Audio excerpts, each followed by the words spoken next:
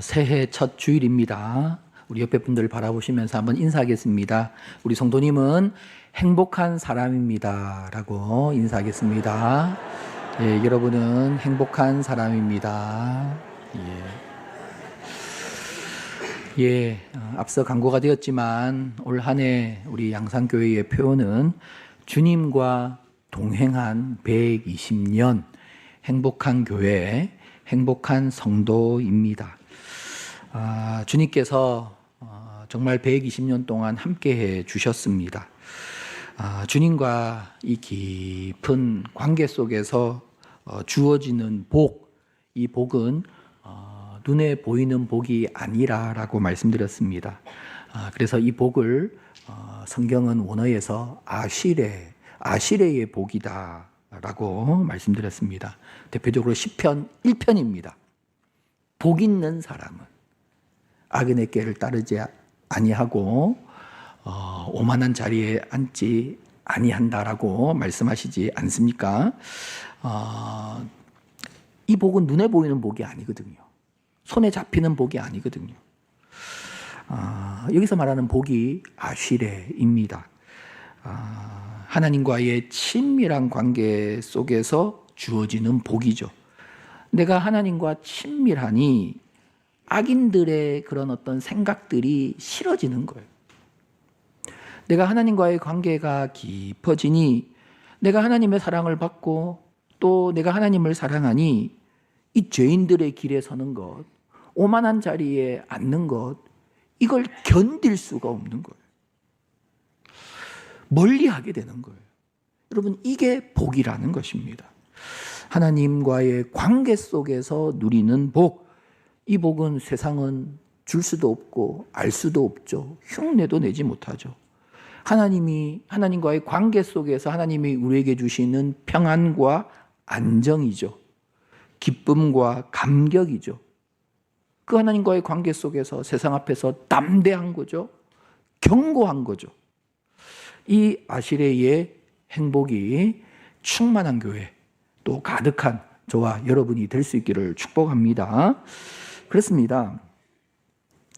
하나님과 이 깊고 친밀한 관계 속에서 아시레의 복을 누리게 되면 이제는 눈에 보이고 손에 잡히는 복, 이걸 바라크, 성경은 바라크라는 단어를 쓰고 있는데요. 이 바라크의 복까지 따라오는 거예요. 이런 삶을 살았던 대표적인 인물이 야곱입니다. 야곱은 야반 도주하면서 베델에서 하나님을 만나게 되죠. 그 하나님을 깊이 체험하고 그 하나님을 나의 하나님으로 그렇게 고백하며 그 하나님과 동행하는 아시레의 복을 그가 누리지 않습니까? 그리고 그의 삶은 그 이후로 그 아시레의 복 속에서 하나님께서 그에게 결국 많은 가축들을 주시면서 그를 거부가 되게 하셨잖아요. 아시레의 복을 바탕으로 해서 바라크의 복까지 야곱이 누리게 되었던 것입니다. 자, 올해 2026년 새해를 시작하면서 이 주일 오전 말씀을 통해서 야곱을 좀 생각해 보고자 합니다. 정확하게는 야곱의 삶 속에서 말씀하시는 하나님의 말씀을 우리가 상고하고자 합니다. 특별히 또 야곱을 살피려는 이유는 그렇게 야곱이 아시레의 복과 바라크의 복을 누렸을 뿐만 아니라 사실 성경 인물 중에서 야곱이 좀 우리에게 친근해요. 야곱은 좀 부담이 없어요. 여러분 그렇지 않습니까? 당장 아브라함을 한번 생각해 보십시오. 하나님의 말씀에 주저하지 않고 그 독자 이삭을 번제로 바치거든요. 부담되잖아요. 부담 안 되십니까? 부담되거든요. 그리고 요셉을 한번 생각해 보십시오. 그 노예로 팔려가는 그 고난, 형들에 의해서 노예로 팔려가는 그 고난 얼마나 고통스러웠을까요? 그리고 거부할 수 없는 유혹 속에서도 그런 유혹을 당하잖아요. 그리고 정말 수많은 억울함을 또 당하잖아요. 그런데 이런 고난과 유혹과 억울함 속에서도 요셉은 믿음이 전혀 흔들리지 않아요. 응? 그 모든 유혹 속에서도 믿음을 굳게 지키고 있습니다. 왠지 좀 거리감이 느껴지지 않습니까? 안 그런가요? 그에 반해서 야곱은 좀 친근해요. 보니까 야곱이 욕심이 많네요. 그리고 막 속임수도 쓰네요. 형을 사기치잖아요. 속임수를 쓰잖아요. 그리고 보니까 야곱이 막 실패도 하네요. 그러다가 도망도 가고, 야곱이 자기도 사기치지만 또 반대로 사기를 당하네요. 이 야곱을 딱 보면 딱 우리 모습이에요. 나의 모습이에요. 그러면서 이 야곱이 결국 역전을 이루지 않습니까? 이 야곱이 가만히 보면 정말 성경의 다른 인물들보다 왠지 모르게 마음이 가고 또 친근한 그런 인물입니다. 자, 그래서 이 야곱과 관련한 하나님의 말씀을 또 이렇게 새해를 시작하면서 몇 주가 될지는 모르겠지만 살펴보고자 합니다. 자, 오늘은 그 첫 시간으로 야곱의 잉태와 출산 장면을 통해서 하나님께서 우리에게 주시는 교훈을 생각해 보고자 하는데요. 자, 야곱은 이삭의 아들입니다. 20절을 보십시오. 이삭은 몇 세예요? 40세에 리브가를 맞이하여 아내를 삼았으니 리브가는 밧담 아람의 아람 족속 중 부두엘의 딸이요 라반의 누이였더라 라고 합니다. 이삭이 40세에 결혼을 해서 이제 리브가와 결혼을 해서 이제 야곱을 낳게 되는데요. 이 이삭과 리브가 야곱의 아버지와 어머니죠. 이들의 이제 가계를 한번 보여주시면 아브라함이 이삭을 낳았죠. 그리고 라훌이 있는데 이 라훌은 아브라함의 친동생이에요. 아브라함 그 다음에 라홀 동생이에요. 아브라함이 이삭을 낳고 라홀이 부두엘을 낳았고 부두엘이 누구를 낳았죠? 라반과 리브가를 낳았어요. 물론 한 명만 두 명만 낳은 게 아니라 많이 낳았는데 그 중에 가게만 이렇게 정리를 했는데, 그러면 아브라함과 라홀이 형제라면 이삭과 리브가는 어떤 관계죠? 그렇죠. 삼촌과 조카의 관계입니다. 사촌간이 아니고 삼촌과 조카가 결혼하게 된 것은 아브라함이 언제 이삭을 낳았기 때문이죠? 100세에 손주, 증손주를 보고도 남을 그 나이에 아들을 낳았기 때문에 이렇게 됩니다. 자, 이때는 근친혼이 있었기 때문에 여러분 너무 이상하게 생각하지 마시고, 그래서 아브라함의 아들 나홀의 이제 손녀죠. 이 두 사람이 이제 결혼을 합니다. 이 결혼할 때의 나이가 몇 세라고요? 40세. 이삭의 나이가 40세였습니다. 그 당시 40세에 결혼한다는 것은 굉장히 늦은 겁니다. 오늘날에는 40세도 많이 결혼을 하지만 그때는 이게 굉장히 늦은 거거든요. 특별히 이제 이삭을 가나안 땅의 여인과 결혼을 안 시키려 하다 보니까 좀 늦어진 그런 경향도 있습니다. 자, 그런데 자 보십시오. 여기서 우리가 분명하게 이제 확인해야 되는 것은 이삭의 아버지 아브라함과 어머니 사라는 오랜 기간 동안 불임이었어요. 100세에 낳았거든요. 자, 사실 이삭도 마찬가지인데 워낙 아브라함과 사라가 강력하기 때문에 그 그늘에 가려져서 그렇지 이삭도 마찬가지예요. 이삭이 리브가와 결혼한 나이가 40세였거든요. 그런데 처음 자녀를 생산했을 때 나이가 몇 세라고요? 60세예요. 그럼 몇 년이 지났죠? 20년이 지났어요. 정확하게 19년 동안 불임으로 힘들었죠. 고통스러웠죠. 아브라함도 마찬가지고 그의 아들 이삭도 마찬가지고 자녀를 낳지 못해서 이 불임으로 인하여 어마어마하게 고생을 한 거예요. 뭐 20년 이상. 자, 그렇다면 아브라함과 이삭이죠. 아브라함의 부부, 이삭의 부부의 불임을 우리는 어떻게 이해할 수 있는가? 먼저 우리는 성경을 통해서 아브라함이 어떤 존재인가를 알아야 하는데, 아브라함은 하나님과의 언약 속에 있는 사람이었습니다. 하나님은 아브라함과 언약을 체결하셨어요. 하나님은 아브라함에게 약속을 주셨어요. 아브라함을 부르셨고 그와 언약, 약속해 주신 거예요. 하나님의 언약이 무엇입니까? 창세기 12장부터 쭉 기록되어 있는데요. 내가 너로 큰 민족을 이루고 내가 복을 주어 내게 복을 주어 내 이름을 창대하게 하리니 너는 복이 될지라.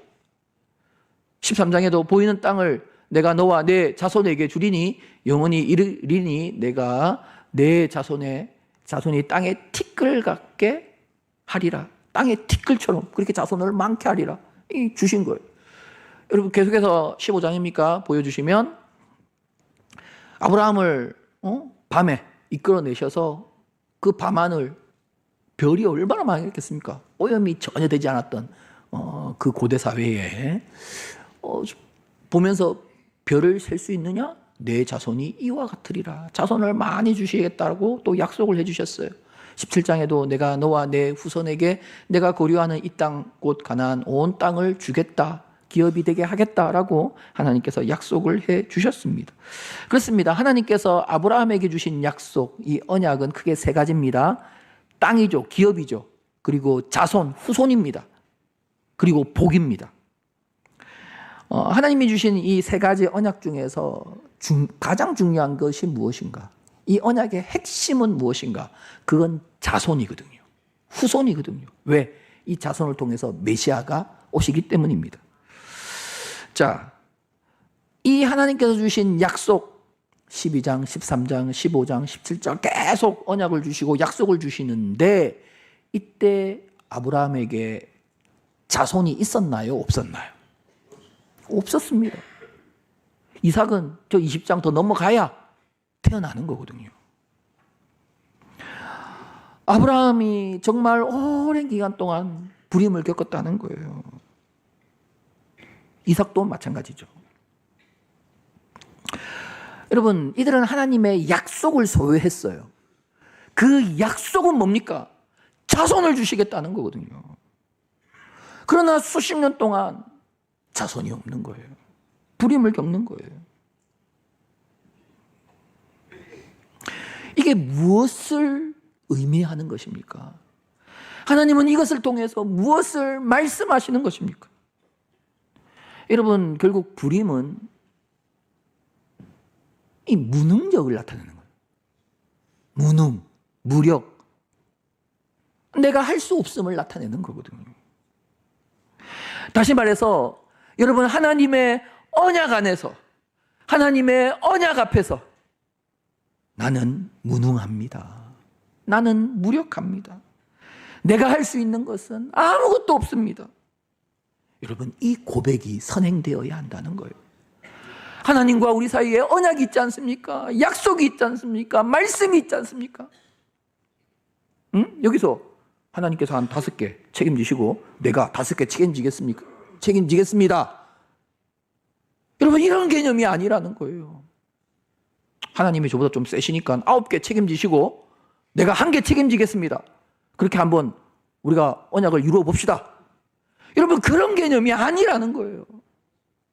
하나님의 언약 앞에서 우리는 전적으로 무력하고 무능하고 우리가 할 수 있는 것은 아무것도 없다는 거예요. 우리가 이룰 수 있는 것은 단 1도 없다는 거예요. 오직 하나님께서 언약을 이루셔야 한다는 거예요. 하나님께서 하나부터 열까지 다 행하셔야 한다는 거예요. 여러분, 하나님과 우리와의 언약, 약속, 하나님의 말씀에서 중요한 것은 무엇인가? 나는 무능하다. 나는 무력하다. 나는 할 수 없는 게 없다. 내 안에는 그 언약을 이룰 수 있는 여지가 단 1도 없다. 그래서 우리는 이 언약 앞에서, 이 하나님의 말씀 앞에서 전적으로 하나님을 의지해야 하는 거죠. 하나님의 도우심을 구해야 하는 거죠. 하나님을 신뢰해야 한다는 것입니다. 그래서 이삭이 어떻게 합니까? 21절을 보십시오. 이삭이 그의 아내가 임신하지 못함으로 그를 위하여 뭐라고요? 여호와께 간구하매. 그렇습니다. 여러분, 우리가 왜 기도해야 하는가? 기도의 이유가 여기에 있습니다. 기도의 필요성, 기도의 절대성이 바로 여기에 있는 것입니다. 하나님 앞에서 나는 무능하거든요. 무력하거든요. 내가 할 수 있는 게 아무것도 없거든요. 나로서는 불가능하기에 전능하신 하나님, 모든 것을 가능케 하시는 하나님, 천지 만물을 창조하시고 나를 창조하신 하나님, 지금도 하나님은 그 하나님의 뜻대로 세상을 이끌어 가시는데 그 하나님,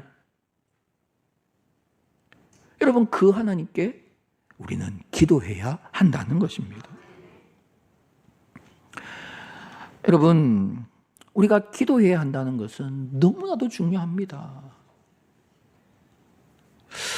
그러나 우리가 기도한다라고 할 때 여기서 우리가 쉽게 착각하는 게 한 가지가 있어요. 그게 뭐냐면, 여러분, 앞서 말한 것처럼 기도의 본질은 나의 무능이거든요. 나의 무력이거든요. 나로서는 불가능하다는 거거든요. 그 고백이 기도거든요. 그런데 기도를 하면서 어떤 사람들은 이런 생각을 가진다는 거예요. 내가 기도하면 된다. 내가 기도하면 가능하다. 이런 생각을 가진다는 거예요. 여러분, 이게 어떻게 보면 작은 차이 같지만, 뭐 이렇든 저렇든 기도를 강조하는 것 같지만, 그러나 이거는 엄청난 차이가 있거든요. 하늘과 땅보다 더 큰 차이가 있거든요. 기도는 나의 무력과 무능과 나는 할 수 없음에 대한 고백인데, 오히려 기도하면서 기도가 마치 나의 능력이냐, 내가 소유한 나의 큰 방편이냐, 나의 실력이냐 생각하고 기도를 통해서 자신의 의를 드러내는 거예요. 내가 기도해서 그렇다.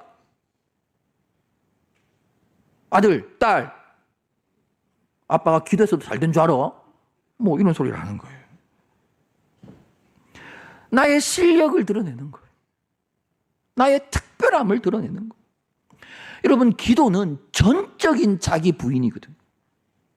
그런데 기도하면서 자기 의를 드러내고 자기를 드러내고 내가 기도해서 그렇다, 이런 생각을 하는 거예요. 이런 착각에 빠진다는 거예요. 사도행전 3장에 보면 베드로와 요한이 성전으로 기도하러 가는 거예요. 기도하러 가는 거예요. 기도하러 가는 사람들, 기도의 사람들이죠. 그때 나면서부터 걷지 못하는 사람을 발견하게 되었고, 그가 베드로와 요한이 지나갈 때 구걸을 하는 거예요. 그때 베드로와 요한이 뭐랍니까? 은과 금은 내게 없거니와 내게 있는 것으로 내게 주노니 곧 나사렛 예수 그리스도의 이름으로 일어나 걸어라 라고 선포하는 거거든요. 그때 이 사람이 일어나잖아요. 걷기도 하고 뛰면서 하나님을 찬양하잖아요. 그때 그 광경을 본 수많은 사람들이 베드로와 요한을 보면서 크게 놀라고 그들을 주목합니다. 그때 베드로가 뭐라고 외쳤습니까? 사도행전 3장 12절. 베드로가 이것을 보고 백성에게 말하되, 이스라엘 사람들아, 이 일을 왜 놀랍게 여기느냐?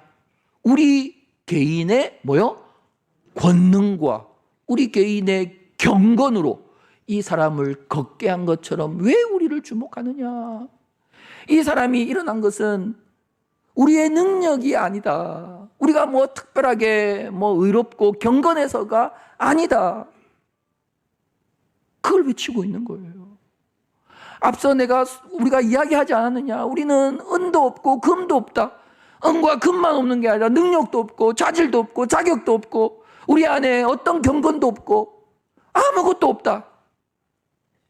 우리가 가진 것은 오직 그리스도, 나사렛 예수 그리스도 그 이름뿐이다. 그 예수 그리스도의 이름, 그 예수님의 능력으로 이 사람이 일어났지, 우리에게는 어떤 경건도 능력도 없다. 그러면서 예수님을 전하는 거거든요. 여러분, 이것이 바로 기도하는 사람의 모습인 거예요. 진정한 모습인 거예요. 나의 무능, 나의 무력, 나로서는 할 수 없다. 내게는 전혀 방법이 없다. 이걸 고백하는 거예요. 오직 주님께 능력이 있고 주님께 방법이 있고 주님께 길이 있다는 거예요. 주님만이 힘이 되신다는 거예요. 여러분, 이게 기도라는 거예요.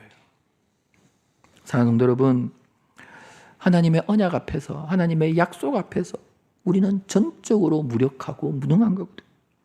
오직 하나님만이 그 약속을 이루실 수 있는 거거든요.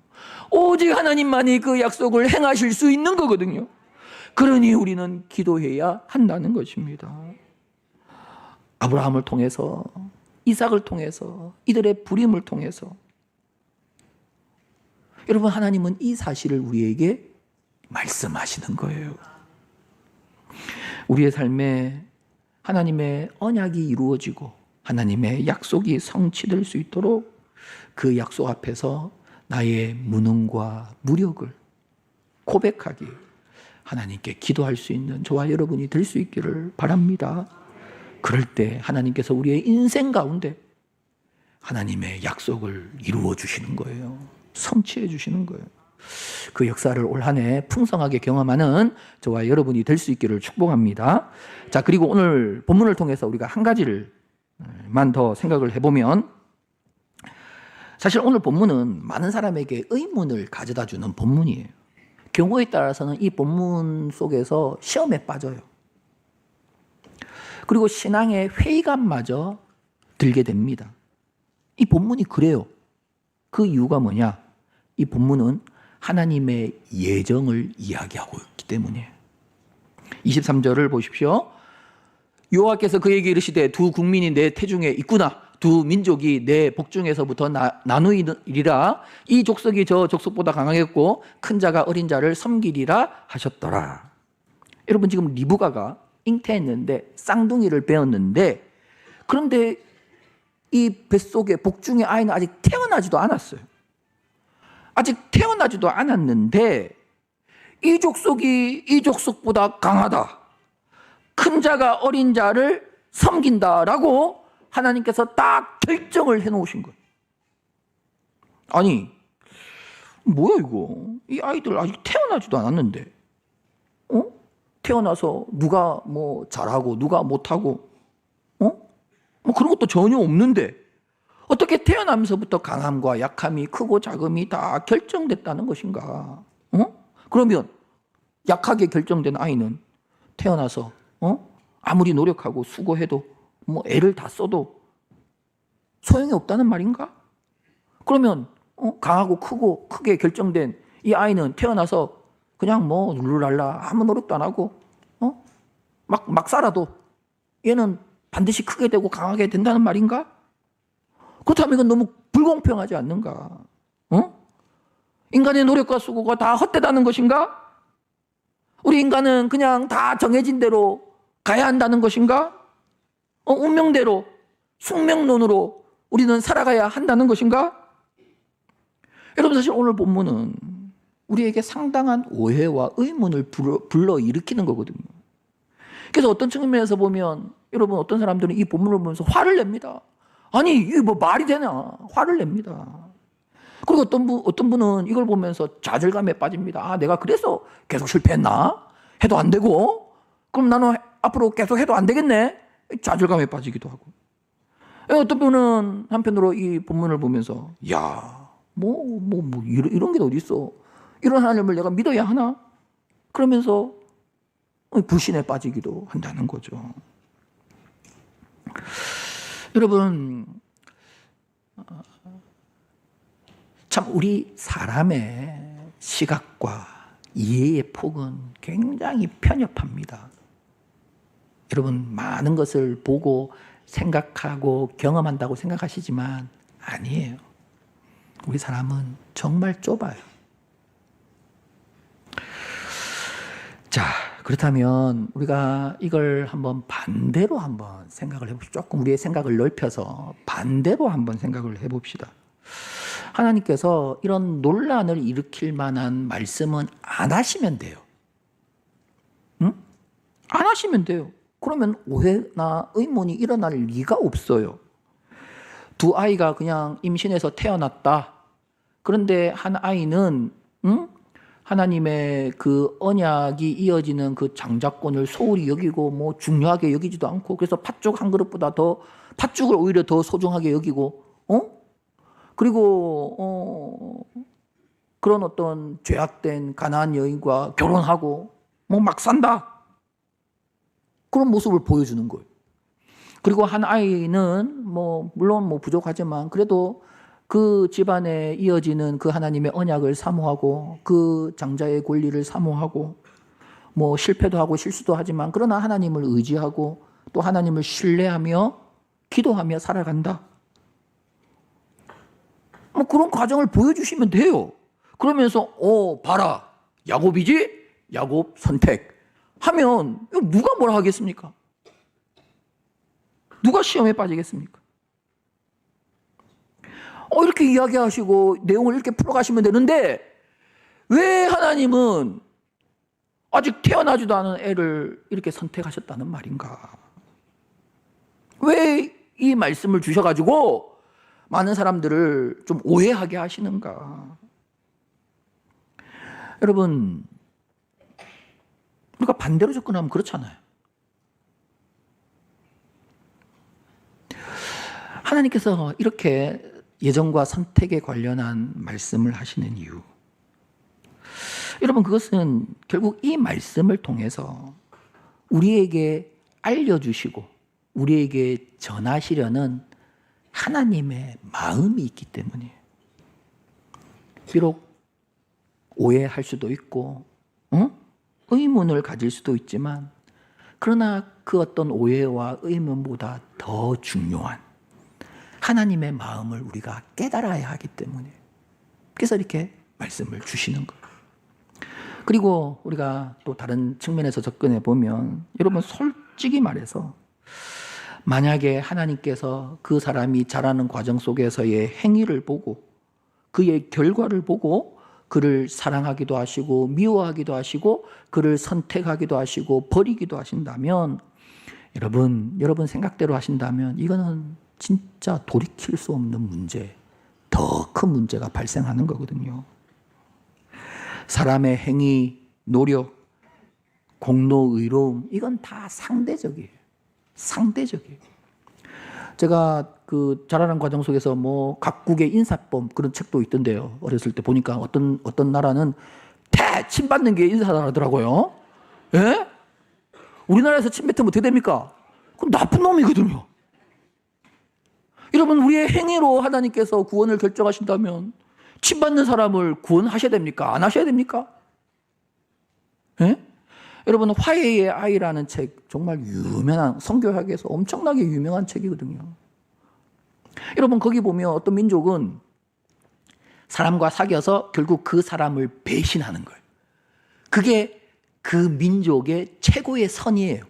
사람을 배신하는 게 선이에요. 여러분, 화해 민족, 그 유명한 책인데 어떤 민족은 그래요. 여러분, 사람을 배신하는 게 잘하는 겁니까? 못하는 겁니까? 나쁜 거잖아요. 근데 어떤 민족에는 사람을 배신하는 게 최고의 가치예요. 그렇게 살아야 한다고 가르치고 있어요. 여러분, 사람에 따라서, 시대에 따라서, 장소에 따라서 우리 사람의 행위의 기준이 다 다르다는 거예요. 그러면 그 사람의 행위의 기준으로 하나님께서 사람을 구원하신다면 하나님의 구원은 고무줄이죠. 이랬다 저랬다. 여러분, 우리의 생각대로 하나님께서 구원을 이루어 가신다면 이거는 어마어마한 문제들이 발생하는 거예요. 내가 이 나라에서는 구원받고 저 나라에서는 구원받지 못하고. 여러분, 그리고 사람의 행위, 이게 하나님의 구원의 기준이 된다면 여러분, 그 하나님의 그 구원의 기준에 다다를 수 있는 사람은 존재하지 않습니다. 존재하지 않습니다. 그러니 결국은 구원받을 수 있는 사람이 아무도 없는 거예요. 아무도 없는 거예요. 나는 그 하나님의 구원의 기준의 행위로 도달할 수 있습니다. 자신 있게 말할 수 있는 사람이 있습니까? 여러분, 결과적으로 결론적으로 하나님의 구원에 있어서는 하나님의 예정 교리가 정답이에요. 이것보다 더 완벽한 건 없어요. 근데 그걸 편협한 사고 속에 한계를 가진 이성 속에 살아가는 인생이 이해 못하고 오해를 하는 거예요. 오해를 하는 거예요. 그러면서 하나님을 마치 자신의 수준으로 생각해서 악한 사람으로 평가하는 거예요. 그럼에도 불구하고 참 우리 인생 입장에서 보면 그런 사람의 오해와 의문 속에서도 하나님께서 미리 정하시고 택하시고 예정하셨다라는 이 말씀을 주시는 이유가 무엇인가? 이를 통해서 비록 한편으로는 오해할 수도 있지만 그러나 정말 우리에게 하나님께서 주시고자 하시는 하나님의 마음이 있기 때문이에요. 여러분, 이 예정과 관련된 말씀 속에서 우리가 기억해야 하는 것은 이 말씀을 주시는 하나님의 의도거든요. 의도. 하나님께서 왜 야곱을 택하시고 에서를 택하시지 않았는가? 그거는 야곱을 사랑하시고 에서는 미워하시는 편애를 말하는 게 아니에요. 그렇다면 야곱에게는 12아들이 있는데 첫째 루벤, 둘째 시므온, 셋째 갓, 넷째 유다인데 그리고 쭉 있지 않습니까? 12명의 아들이 있는데 하나님께서 누구를 택하셔서 메시아가 오게 하십니까? 넷째 유다거든요. 그러면 하나님께서 첫째 루벤, 둘째 시므온, 갓, 셋째 갓 애들을 미워하시고 다른 아들들은 다 미워하시고 다 버리신 건가? 유다만 사랑하시는 건가? 여러분, 그럼 계속 그렇게 그 논리를 하면 그 논리가 되어야 되는 거잖아요. 그리고 결국 다윗을 통해서 메시아가 오시게 하셨는데 이새에게는 8명의 아들이 있는데 다윗은 몇 번째 아들입니까? 막내거든요. 8번째 막내 아들이거든요. 그러면 다윗의 형들은 뭐냐? 엘리압, 아비나답, 삼마 이거 다 하나님께 다 버리신가? 미워하신 건가? 아니잖아요. 하나님께서 그걸 이야기하시려고 예정을 말씀하시는 게 아니거든요. 또 그러면 야곱, 유다, 다윗, 선택하신 것은 각자의 운명이 있다는 건가? 운명대로만 살아가야 한다는 거? 그걸 말씀하시는 게 아니에요. 다윗도 범죄하면 하나님께서 얼마나 치십니까? 운명을 하나님께서 말씀하시려고 하시는 것이 아니거든요. 여러분, 하나님께서 왜 야곱을 택하셨다고 하십니까? 유다를 선택하시고 다윗을 선택하신 이유가 무엇입니까? 그것은 하나님의 구원을 위한 거거든요. 하나님의 구원. 이 땅의 수많은 영혼들을 구원하시려는 하나님의 뜻. 수많은 사람들에게 생명을 주시고 그들을 예수 그리스도께로 이끄셔서 그들이 생명을 누리도록 하나님은 아브라함을 택하셨고 이삭과 야곱과 유다와 다윗을 선택하신 거거든요. 하나님은 유대인만 구원하시려고 아브라함을 선택하신 것입니까? 아니거든요. 하나님은 모든 족속의 수많은 영혼들을 다 구원하시길 기뻐하시거든요. 그 열방이 예수 그리스도를 통하여 하나님께 나오도록 아브라함을 택하셨다는 거예요. 야곱을 택하셨다는 거예요. 그렇다면 하나님 왜 아브라함입니까? 왜 야곱입니까? 그때 사도 바울이 로마서 9장에서 이야기하지 않습니까? 하나님의 그 주권적인 선택에 대해서 그 누구도 이의를 제기할 수 없다. 이 똑같은 진흙이 있는데 이 어떤 진흙으로는 길쭉한 그릇을 만들고 어떤 진흙으로는 넓적한 그릇을 만들었을 때 그건 토기장의 마음이지. 왜 날 넓적하게 만들었어요? 요즘은 날씬한 게 대세인데 나도 날씬하게 만들어주세요. 할 수 있다 없다? 없다는 거예요. 없다는 거예요. 특별히 이 로마서 9장은 이 사도 바울이 누구를 배경으로 해서 염두해서 이야기하고 있는가? 이 바울의 논리의 대상이 누구인가? 이게 유대인이거든요. 여러분, 유대인들은 자신이 특별하다고 생각했거든요. 자신들은 선민이라고 생각했거든요. 자신들은 구원받아 마땅하고 저 이방인들은 지옥의 땔감이 돼야 마땅하다고 생각했거든요. 그 선민에 빠진 유대인들을 향하여 지금 선포하는 거거든요.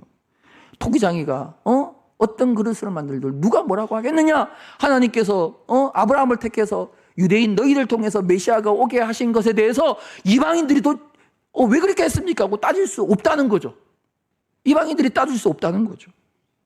그와 동시에 하나님께서 예수님을 통해서 수많은 이방인들을 하나님의 자녀 삼아주시고 진정한 이스라엘 삼아주시고 예수 그리스도를 통해서 그 수많은 영혼들 열방을 구원하시는 것도 하나님의 뜻이라는 거죠. 유대인 너희들이 왜 그렇냐? 따질 수 없다는 거죠. 이 하나님의 뜻을 유대인 너희들이 거부할 수 없다는 거죠. 따질 수 없다는 거죠. 왜 하나님께서 이방인도 구원하시냐? 그 말 할 수 없다는 거죠. 그러면서 사도 바울은 하나님의 이 주권적인 섭리와 뜻에 순종하며 그는 평생 이방인의 사도가 되지 않습니까? 여러분, 하나님의 구원, 하나님의 예정과 선택을 통해서 하나님께서 우리에게 말씀하시는 바는 하나님께서 전 인류를 구원하신다는 거예요. 이를 위하여 메시아를 보내주시겠다는 거예요. 그걸 하나님께서 하나님의 주권적인 선택 속에서 아브라함의 씨를 통해서 메시아를 전 인류의 구원을 위한 메시아 그리스도를 보내주신다는 거예요. 여러분, 이것은 어떤 조건, 자격을 말하는 게 아니에요. 아브라함이 특별한 조건이 있어서 자격이 있어서 하나님께서 선택하신 것이 아니라는 거니까요. 하나님의 주권적인 섭리 속에서 하나님께서 이 땅의 구원을 이루기 위한 하나님의 방법이라는 거예요. 하나님의 역사라는 거예요. 하나님의 작정 속에서 이루어지는 하나님의 구원의 역사라는 거예요. 여러분, 하나님은 그 주권적인 섭리로 우리를 사랑하시기로 작정하신 거예요. 구원하시기로 작정하신 거예요. 그래서 우리에게 찾아오신 거예요. 그럼에도 불구하고 우리를 구원해 주시는 거예요. 그럼에도 불구하고 우리를 사랑해 주시는 거예요. 여러분, 우리 자신을 한번 돌아보십시오. 여러분, 나에게 구원받을 어떤 조건이나 자격이 있습니까? 예? 아무리 내가 오랫동안 신앙생활을 했다 하더라도 그동안 많이 하나님 말씀을 깨우쳤다고 해도 이내 도루묵이 되잖아요. 도루묵이 되잖아요. 너무나도 쉽게 흔들리고 무너지고 방황하지 않습니까? 우리 안에 너무나도 이기적인 모습이 있지 않습니까? 고집스러운 모습이 우리 가운데 있지 않습니까? 이런 내가 도대체 뭘 보고 구원받을 조건이 있다는 말입니까? 여러분, 우리의 구원은 우리의 자격이나 조건, 우리의 행위, 우리 안에 어떤 가능성이 있기 때문이 아니라는 것입니다. 하나님의 주권적인 선택이라는 것입니다. 하나님의 무조건적인 사랑이라는 것입니다. 여러분, 우리처럼 자주 넘어지는 사람이 어디 있습니까? 또 실패하고 또 실패하고. 여러분, 자기 스스로를 생각해 보십시오. 너무나도 형편없거든요. 내 안에 모순이 가득하거든요. 죄악과 허물은 끝이 없거든요. 그런데 무슨 자격을 이야기하겠습니까? 무슨 조건을 이야기하겠습니까? 내 안에 무슨 가능성이 있다는 말입니까?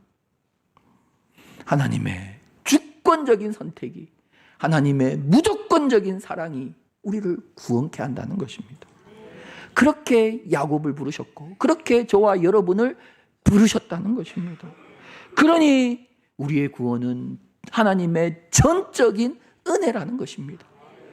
야곱의 인생은 전적인 하나님의 은혜라는 것입니다.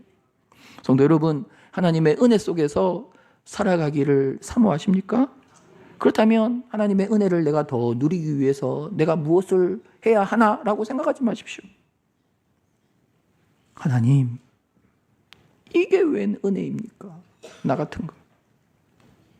이게 웬 사랑입니까? 여러분, 감사하셔야 돼요.